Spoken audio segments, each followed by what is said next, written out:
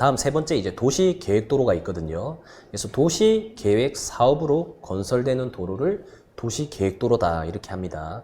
우리 미래의 계획도로다 그렇게 표현을 많이 하거든요. 그래서 예를 들어서 이 땅이 있습니다. 네, 이 땅 앞으로 해서 계획도로가 예정되어 있다 보시면 돼요. 그래서 이 계획도로 예정되어 있는 곳을 어떻게 확인하는지 보시면 또 토지음 서류를 보셔야 돼요. 여기 주소 입력하면 이렇게 요 도면이 보이시죠? 여기에 빨간색 표시, 이 빨간색 표시가 계획도로라고 보시면 됩니다. 미래 도로가 날 수도 있는 그런 도로예요. 그래서 지금 이런 데는 표시만 이렇게 되어 있고 여기에는 도라고 적혀 있죠. 도는 이미 도로가 난 거예요. 여기도 도라고 적혀 있죠. 이것도 도로가 이미 났습니다. 근데 이제 과거 사례라서 예시로 말씀드리는 거고 이렇게 도라고 안 적혀 있는 도로는 계획이 예정되어 있는 그런 도로입니다. 그래서 조금 확대해서 살펴보면 계획도로 개설 전에는 이렇게 2차선 도로만 접해 있는 그런 땅이었는데 계획도로가 만들어지고 나서 이렇게 코너 자리가 됐어요. 예. 계획도로 개설 전, 개설 후. 그래서 도면을 보면 이게 계획도로라고 말씀드렸죠. 이 도로가 실제로 이렇게 형성이 된 겁니다. 근데 좀 주의하셔야 될 게 계획도로는 100% 도로가 나는 게 아니에요. 예. 부동산에서 곧 도로가 날 거다. 뭐 한 5년 안에 도로가 날 거다 이렇게 하고 투자 강요하는 거 굉장히 많거든요. 그래서 그 초보 투자자분들이 거의 제 전화 받는 게 계획도로 접해 있는 땅을 굉장히 비싸게 주고 사는 경우인데 우리가 해당 지자체에서 계획도로가 난다 해서 그 물건을 받았다.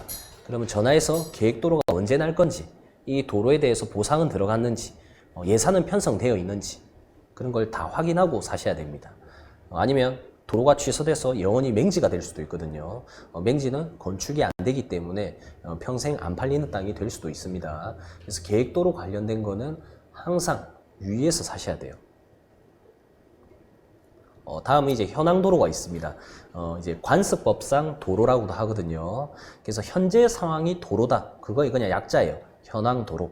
그래서 현재 가보면 지적도상에는 도로로 안 되어 있고 사실상은 도로로 사용하고 있어요. 그래서 오리에 장하답 오리에 113-4번지를 보면 이렇게 도로가 있는 것처럼 보이죠. 현재에 가보면 이렇게 도로도 만들어져 있습니다. 그런데 지적도를 보면 도로가 아니고 옆에 도로가 없죠. 대지 옆에 대가 있고 답이 있고 뭐 대가 있고 이렇게 있거든요. 이 대지 옆에 원래 지적도상 도라고 적힌 게 있어야 돼요. 그래서 사실상 도로로 사용되지 않고 있으나 사실상 도로로는 사용하고 있으나 지적도상에는 도로가 없는 이런 걸 현황도로라고 합니다. 그래서 원래 제가 이제 대지가 있으면 옆에 지적도상 도로가 있어야 건물을 지을 수 있다고 말씀드렸죠. 근데 이거는 지적도상 도로가 없어요. 그래서 사실상 현장 갔을 때만 도로가 있는 그런 땅입니다. 그래서 이런 거는 마을 대부분 사람이 이 현황도로로 통행을 했을 때는 국가에서는 이제 도로라고 인정을 해주거든요. 그래서 이런 거는 해당 건축이 될 수도 있습니다. 안 될 수도 있고요. 그래서 이런 현재 내가 땅을 보러 갔는데 도로가 있다. 근데 지적도상에 도로는 없다. 근데 이 땅이 너무 사고 싶다. 건물을 짓고 싶다. 그러면 이 땅 앞에 지적도상 도로가 없는데 해당 지자체에 전화해서 건축이 가능한지 무조건 이거는 물어보고 사셔야 됩니다. 될 수도 있고 안 될 수도 있는 그런 도로라고 보시면 돼요.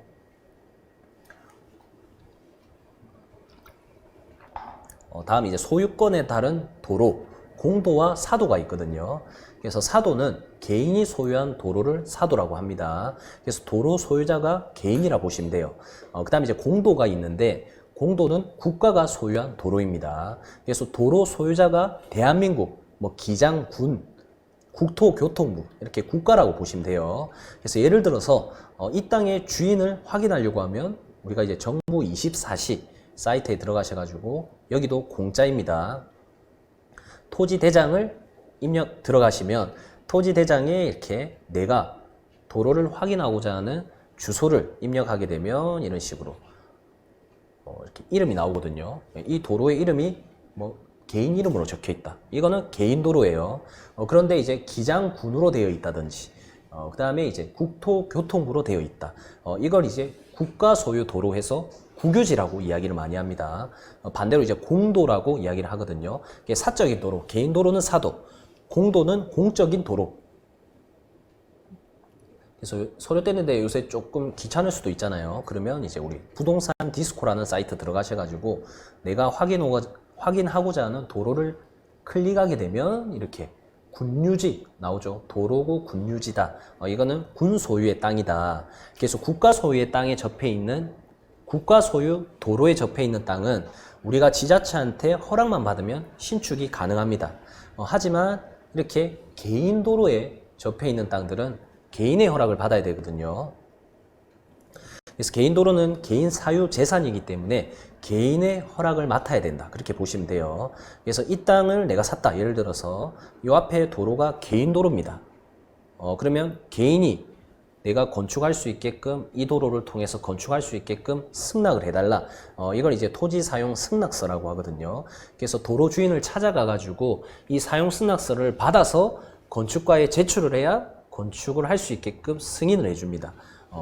내가 도로 주인이다. 그러면 잘 안 해주려고 하겠죠. 매달 얼마씩 달라.